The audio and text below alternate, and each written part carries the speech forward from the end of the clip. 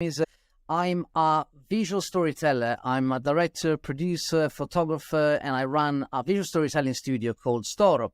I'm super excited today to have Robin Bayley, a good friend of mine and a fantastic storytelling and leadership coach with me. And we got to cover a very interesting topic today. But first of all, I welcome Robin. How are you doing today? Thank you very much. Very nice to be here, Ricardo. Well, here I'm in Mexico. You're in South London, right? Yes, exactly. I can tell from your tan that you've been to the beach in the last few weeks, so I'm very jealous about that. But anyway, it's yeah. To make it a nice contrast when I come back to England. Exactly. So luckily you're coming back today or tomorrow. So which I guess you're not very looking forward to that, isn't it? Not at all. Not at all. Very good. Anyway, we've been trying to do this conversation with Robin for a while, but we had all sorts of obstacles, including COVID and the fact that Robin is very busy. He was in Dubai. He was in Mexico until today, and but I'm really excited today to have a conversation about storytelling, which is an incredible topic that I'm really fascinating to explore with Robin. So, Robin, before we talk about storytelling, purpose, and leadership, which is the subject of our conversation, why don't you tell us a bit more about who you are and what you do? Sure. Well, what I do is essentially I help people find and tell their stories. Everybody has stories to tell. They often need to be telling stories, and they very often don't know how to start, or maybe they know how to start, but they don't know how to polish. So that's what I do. Where this comes from, I guess you could say that storytelling has always been in my life. I mean, when I was a kid, my grandmother told me those extraordinary stories, which always stayed with me. And when I started work, I worked in advertising, and then I worked in television, which is obviously storytelling. Although the stories I was telling weren't my stories, they weren't the kind of stories that I really believed in. And so at one point, I just decided to give up my job, sell my flat, and start exploring the stories that I did believe in. And that became a book, funny enough, about the stories which my grandmother had told me. Oh, really? And when that book came out and I started going around the world speaking in media interviews and at book festivals, I realized actually my passion, I do enjoy writing stories, I still do. But my real passion is for connecting with an audience, telling stories live, responding to people. And then as I was doing that, people started coming to me more and more saying, could you help me tell my stories? And alongside this, I trained to be a coach, and this is how it came about. So I now help individuals, senior leaders, teams, and organizations find their message and find ways in which they can communicate it. That's great. No, thank you for sharing your origin story. And it's quite interesting because where my fascination for storytelling started is actually from my grandmother as well. So it's interesting how grandparents they have all these incredible stories to tell. And funny enough, recently when I was in Italy for the winter, I always because when we were younger, myself and my cousin, my parents had so many incredible stories about World War II and World War I. So we just felt we had to record them. And that's what we did. So we recorded the audio of those interviews. My mom wrote a diary actually about those challenging times, and then eventually those conversations became a book. So now we have a book with those incredible stories, which it's such an incredible treasure that we have. And recently, when I was in Italy, I started to record the story of my dad as well. So anyway, so this is very fascinating. There's so many stories that we are surrounded by stories, isn't it? We breathe stories, and I find that really incredible. isn't it? I mean, I think we are. I don't think it's very difficult to disconnect a person from a story. It's interesting. We started talking about families and family stories. And the way I believe is that it's really stories that are the fabric that hold families together. And it's exactly the same in organizations. A brand is basically the story that a customer understands about a product or service. So, you can talk about Nike or Adidas or Apple or Google or whoever it is, and you just have to say that word, and we have these neural networks which are connecting stories and things that we understand about that family, organization, brand. And so, yeah, I think the link is a very good one. Good. It wasn't in the script, but I'm happy that we started the conversation talking about that. So, so why? So the topic of the day is really storytelling, purpose, and leadership. I work with brands. I work with entrepreneurs, and we Store, my company, we help them to tell meaningful stories visually. So clearly, that there's a lot of things that we have in common because we both believe in the power of storytelling. So I also believe that stories are very powerful because they can change the world. They can help us they can help brands to change the world, to influence people. So I just wanted to start the conversation about the power of storytelling. So why do you think stories can move people? What's the power? What's the hidden secrets of stories? Why they're so powerful, you think? Well, maybe if I could just step back a little bit and answer your question from a slightly different perspective. I know that one of the things that is very interesting to you in the work that you do, you work with a lot of senior leaders. And I think storytelling leadership, I call myself a storytelling leadership consultant, and they're pretty much one and the same thing. Because if you're a leader, leading a team, an organization, a government, whoever it is, whatever it is, you need to be able to create a story or stories that the people in your team can relate to, can respond to, can resonate with. And likewise, if you're telling a story, if you're on a podcast or if you're standing in front of a room in front of 10 or 10,000 people, you are leading the thought processes of the people in the room at the time. So they're pretty much one and the same thing. Now, both leadership and storytelling, the way that I see it, are basically about creating meaning, creating a connection with the audience. So I can go, yeah, okay, I get that. So you can emotionally resonate, emotionally connect to what it is that you're talking about. So I think the reason why storytelling is so important is that it is a way of allowing your audience to connect to you and connect to your message, what it is you want it to communicate about. Mm-hmm. And I think, so it's about creating meaning. It's also creating, well, there's a thing which political hacks often talk about, political communicators. They will say, no, it's not, you say that matters, it's what people hear.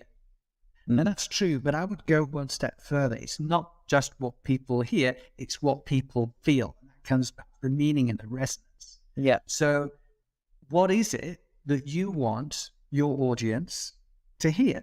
What is it you want to feel? What meaning do you want to create? And how do you want them to respond to that? Those are the questions which I get my clients to think about. If you think about them, you think about your audience. If you another word that is customer service, right? And you're kind of jumping ahead to what is most important in any person, any audience, no matter where you are in the world. Something I say in every single coaching session I ever do is there's one thing that's more important than anything else to whatever audience, be it 1 or 10,000, whether it's somebody who's 5 or somebody who's 50, whether it's somebody from any social class or any country. There's one thing that's always more important than anything else. You know what that is, right? Mm-hmm. Give me a hint. Themselves. Always. Yeah. Always themselves. Always themselves. So if you're thinking about them, you're thinking about what is it that they not necessarily want to hear, but what they need to hear. Wow. Then you are leading and you are telling a story. You're allowing them to have an emotional connection to yourself and to your message. Now, why is that so important? Because people make decisions primarily in relationship to the emotions which they have. People who have no emotions find it very difficult to make decisions. Yeah. Because you don't. I mean, Brené Brown, talks about storytelling as basically data with a soul. Ian Forster, the writer, talks stories. His definition of stories, which I love, is fact plus emotion. So it's not about avoiding fact, but it's about connecting the fact, what it is you want to be communicating to the audience that you have in front of you. Yeah, no, that's very, very fascinating. I absolutely love the concept of a connection. So how really stories they can help you to connect with your audience, and and also I think you as a leader, you as a story producer, you are connecting with your audience, and the audiences or the customers are connecting with you. But also in doing that, I think the customers are also connecting somehow with themselves, because I think there's so much. It's almost like you as a story producer, you start that journey, but then somehow the customers or the clients or whoever is listening to your story join you on that journey and become a co-protagonist of that story. So I find that kind of almost like mirror effects that is created through storytelling quite fascinating. So absolutely. And I think one of the major mistakes that people make in any kind of storytelling, be it speeches, presentations, pitches, or general campaigns, marketing campaigns, publicity campaigns, is, okay, they understand the basics of storytelling, basically take people on a journey, fine, but they're taking people on the wrong journey. They're taking people on, let me tell you about how I started. And it was so difficult for me, and I was really heroic in what I did to get where I am now. Look at me now. I drive a Lamborghini. You're not going to be like, how are you meant to respond to that? But if I can tell a story, basically all storytelling, I said, everybody's always thinking about themselves, right?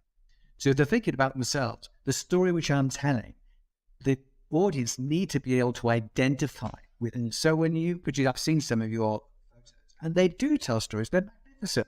Now, they might not immediately be able to relate to me, but I've got a sister, I've got a brother, I've got friends, so all of those relationships, and it's all about relationship, right?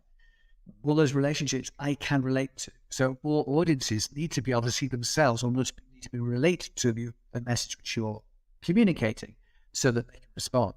And yes, you're right. You need to kind of mirror. So one additional thing I would say, but maybe more in the work that I do than the work that you do, and that is that what I'm doing when I'm helping people tell a story is we're taking the audience from one place, we're taking them on a journey so they understand the journey that we want them to be taken on. And then at the end, we're passing the story over to them. Because if my message, if my story is ever going to have any effect, I cannot do this alone. It has to be passed on to the audience. It then becomes them. They pick up the baton and then they spread it. Yeah. So it's very much an interactive, cooperative process.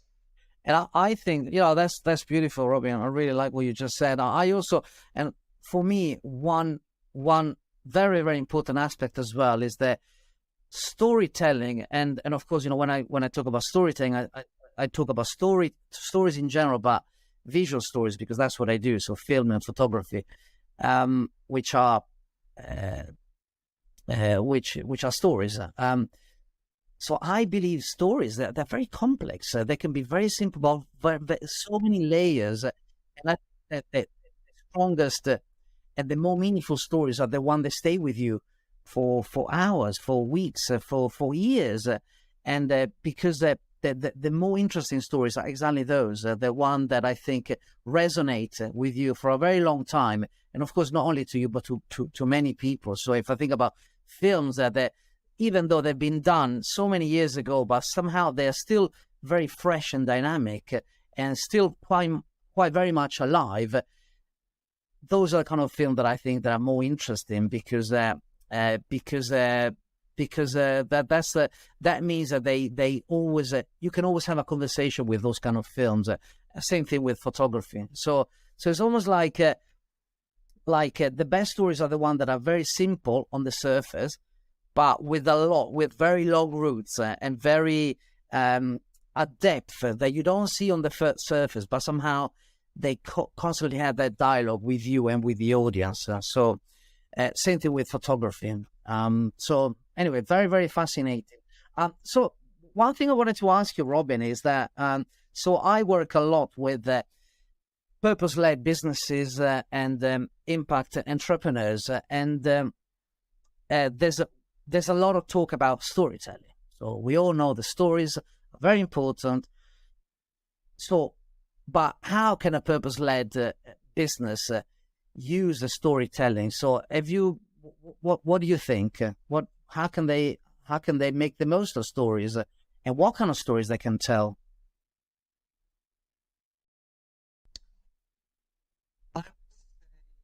That is not really that different to a more commercial-led organization. But I would say the emotional resonance is all the more important. So I think there are three main stages. First of all, you've got to get the audience to identify with a problem that they care about. So that's the emotional connection. It's like, oh yeah, now that is a problem, that is an issue. And then you need to be communicating that you're actually doing something about it. And thirdly, and this is the important point we're just talking about, is how can they, the audience, be a part? How can they contribute? What's the call to action you want to have? What's the difference you want them to have as a consequence of hearing or seeing, experiencing your story? Mm-hmm. So that's 3 points. But if I just want to focus down onto one to get people thinking, if the people who are watching this are thinking, okay, well, how can I start? I would think about, what is the problem? What is the problem you're wanting to solve? And once we have the problem, it's like, going back to movies, the bigger the antagonist, the bigger the enemy, the more compelling the story. Imagine Jaws with a friendly dolphin. It's not going to work. It needs to be something terrifying. So if you got any particular cause or organization in mind, I can maybe give you an example. Well, the thing is that what you're saying is perfect, because in a way, a lot of these businesses, they want to save the world. They want to have a positive impact on the planet. What a huge problem to solve in a way. So it's, I know this is probably grand, but so big, but it's huge. So the antagonists are probably, I don't know, are the people who don't see that as a problem. We got perhaps other businesses who don't really see the planet as a planet that is suffering and that is slowly dying. Actually, not that slowly. So, yeah, very fascinating. Well, you're right. It is the most existential threat. By the way, we're just about to have one of in Mexico City, and they have these vans going around. There's a whole fleet of them. And I don't know if you can hear it, but it's just blaring microwaves and mattresses and ovens. What are these hideous? And they do this at 8 o'clock on a Sunday morning just to mess with your head. Okay, so yes, the biggest existential problem that we have in the world is climate change. Okay, Yeah. Now the problem, the difficulty, and a lot of organisations have, or the campaigns run up against, is it's so big that little old me, what can I do about it? So very often there's a big, you want to take people from A to B, right? So there's usually a couple of B's, and the big B would be stopping climate change in whatever form you're talking about, but also you need to make sure that your message is relatable to the people that you're talking to. So they need to be able to feel that they can contribute to the story, to the narrative that you're creating. So it may well be that, okay, well, solving the destruction of the planet may be more than I can do, but I might be able to contribute by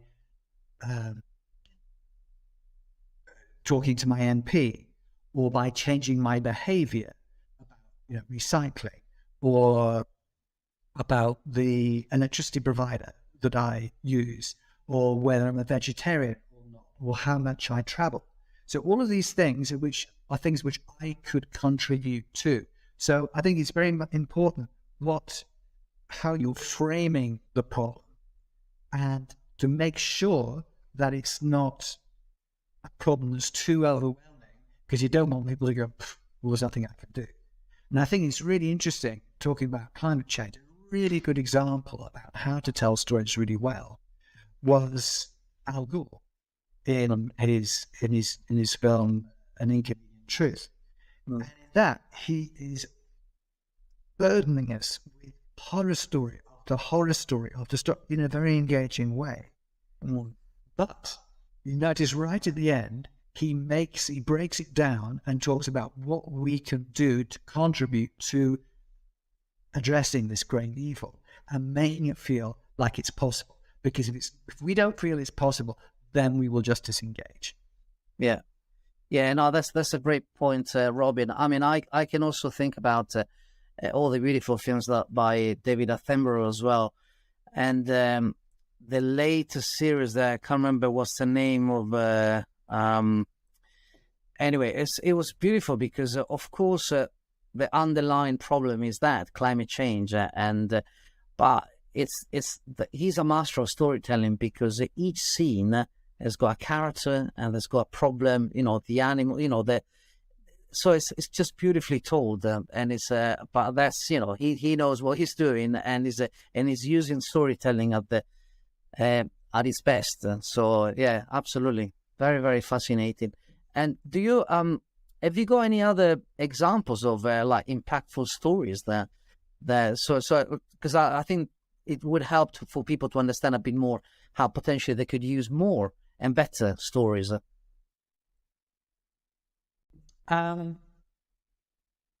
Was a couple that come to mind. One is a story from a guy called Donald Miller, who's a marketing guru and very much involved in storytelling. And he tells a story about when he was just starting off, and he had his first workshop with 160 people, I think it was, in some hotel somewhere. And he's in the pre-workshop notes, he said, meet me in the hotel lobby at 9 o'clock. 9 o'clock, they were all there, shuffling around, a bit nervous. And then he suddenly appeared and said, welcome everybody, come with me. And he led them out of the hotel lobby into the street. And he said, come on, follow me. And they walked down to the end of the block, to the edge of the pavement. And he said, we're going to cross over here. Follow me. So they crossed the road, next block, down to the edge of the next block. And there was a block on the floor, platform. And on the platform was a loudspeaker. And he got up on the platform and he said, please, come closer. What I'm going to say is really important. I really want you to hear, I want to understand what I'm saying. And they shuffle forward. And then finally, he picks up the loudspeaker and he said, people will follow you when you say you want to take them somewhere. Okay, that's it. Back up to the hotel. And I think that's a beautiful illustration. People are dying to go on a journey. Always dying to go on a journey. Take them. There's another couple of examples. There's lots of examples I can think of. There's my godson here in Mexico. Now, maybe I haven't been godfatherly in the sense that I've been responsible for his religious instruction, but I think he's maybe learned something about storytelling.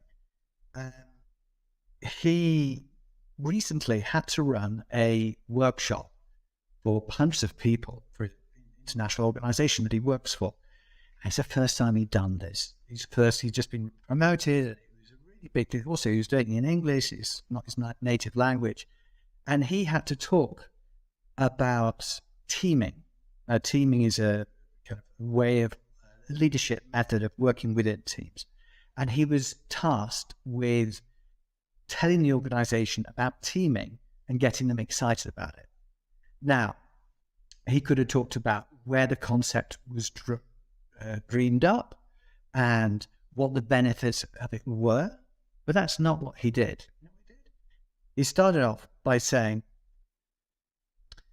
on the 5th of August 2010, in the San Jose copper and gold mine in the Atacama Desert in northern Chile, there was a cataclysmic rock fall. 700,000 tons of rock fell into the mine, blocking the entrance and the exit. At the bottom of the mine were 33 miners.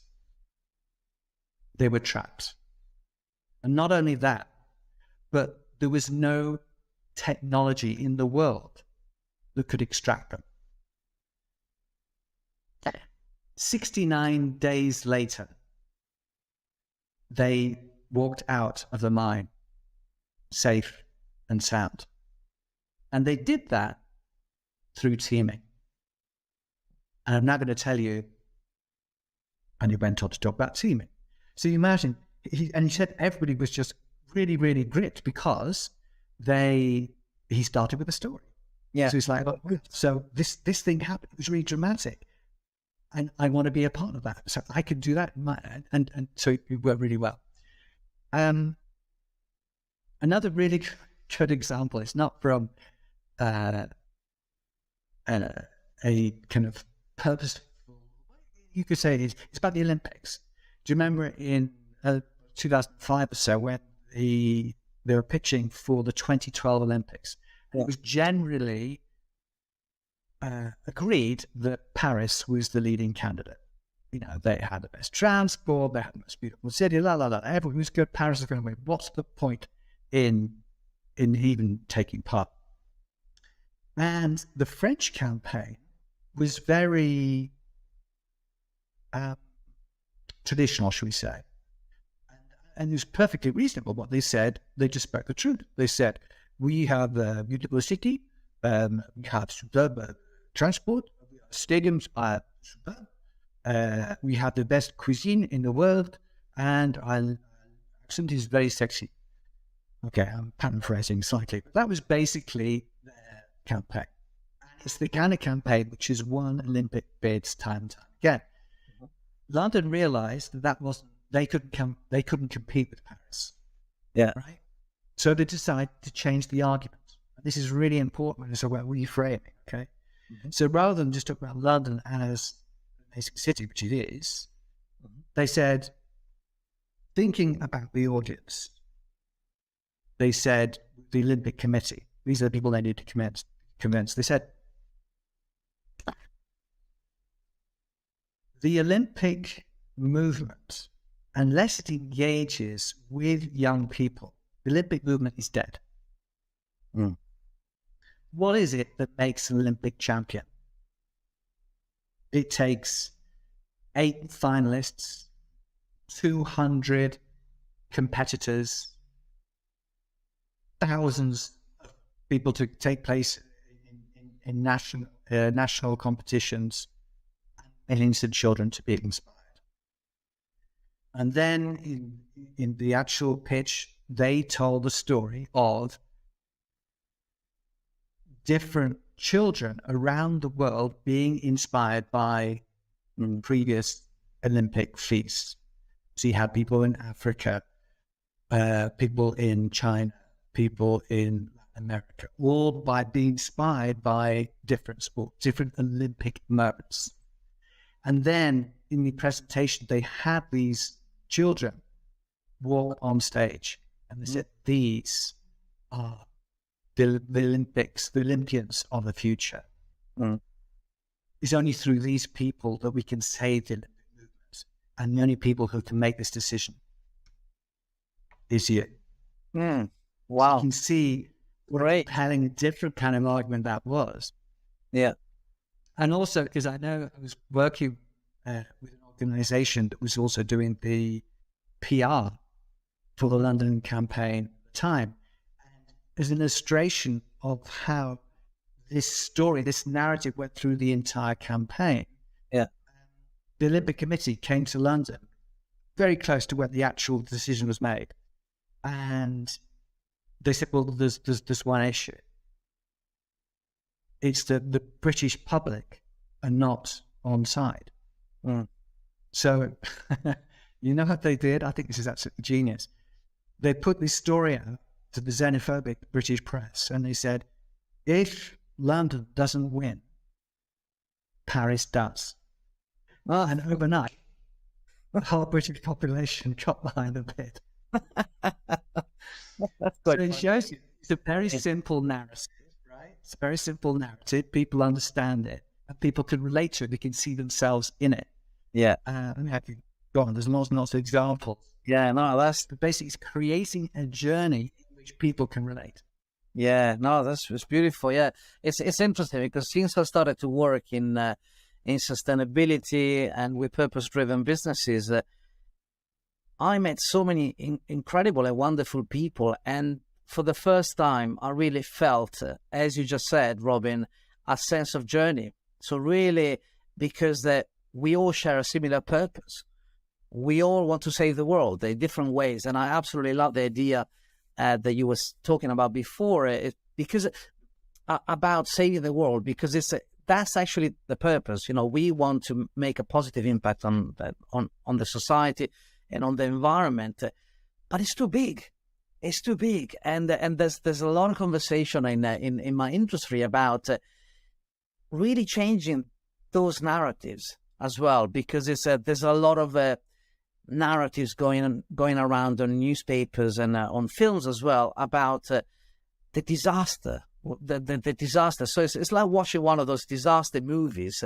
So if you open the news, that's what you see all the time, which is great. I think it's important. You have to have that kind of impact on people. People need to be scared as well. But not only that, people react to different stories in different ways. So I think, to me, it's quite important also to have a variety of stories as well, because as you said before, people they want to join you on their journey, but they want to join you perhaps on a different journey, not necessarily on a horrible journey that is there's like a disaster movie. So what do you think what do you think are the stories that we should focus on in terms of how can we save the planet with stories? Or what kind of story can save the planet, if any?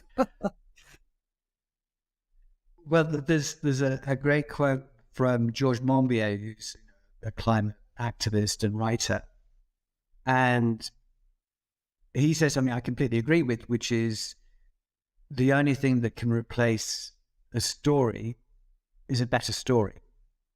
So the doom story is very, it's one we can all relate to.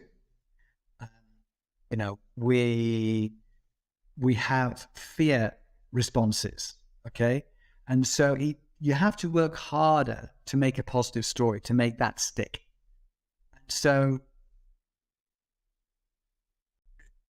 you need to work out something which people can relate to. It's going back to what I was saying before. Identify what the problem is, what you're doing about it, And that's the journey. So people recognize we're doing this, we're doing this, we're doing this, and if we do this, this is what's going to happen. And we need finally to make sure people understand what they can, how they can contribute, how they can be a part of that. So, to answer your question, we need to break it down to what is the specific problem that you're wanting to communicate. What is the problem that you're wanting to address? Bearing in mind, we've got the big problem, climate change, but what is the specific thing that you wanted to communicate? What is the one thing that you're wanting people to engage with? And that could be whatever it is, the subject that's of most relevance to the audience you're talking to.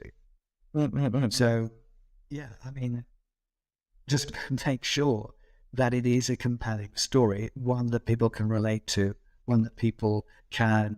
I mean, you talked about people being motivated by fear. So, how can you inspire hope? How can you inspire excitement? And very, very often it's a question of making people see how they can be involved. Yeah, absolutely beautiful. I mean, and you just mentioned hope, which is one of the words that I chose for this year as my word that I want to keep very close to my heart this year. Another word that I chose is adventure. I think I want to see this year, 2023, as a very adventurous year, because I think we need to have that kind of attitude, I think, because there's a lot of work to do to change this world, and perhaps through storytelling, rediscovering that sense of adventure, and perhaps also thinking that we are the protagonists of our lives, and that we are really the protagonists of these stories, and in being that, we can change the world.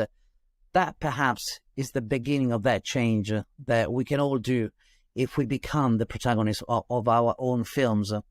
So anyway, we have done an amazing 37 and 23 seconds of incredible dialogue about storytelling, purpose, and leadership, Robin. So I just wanted to thank you for your time. And I hope you have time to have another swim, perhaps, before you catch the flight back to gloomy London. Please do, for all of us. I'm not sure I'll have time for a swim, but I'll maybe have some change to sitting in the sun. Well, you're moving back to Brighton, so there is a sea over there. Maybe it's not the same, but still the ocean. So, Robin, yeah, maybe. Yeah. Thank you so much, Robin, again, and thank you everybody who has been listening to this incredible conversation with Robin. So, Robin, people can find you on. Have you got a website or LinkedIn? How can they find you, Robin? Yeah, if they look for me either on LinkedIn, so Robin Bayley, or Robin Bayley, is probably appearing on the screen somewhere. Also, my main website is robinbayley.com. I'd be delighted to hear from any individual or organization that's wanting to clarify and or punch up their story and wanting to connect with their audience. Thank you so much, Robin. And thank you, everybody. Bye-bye.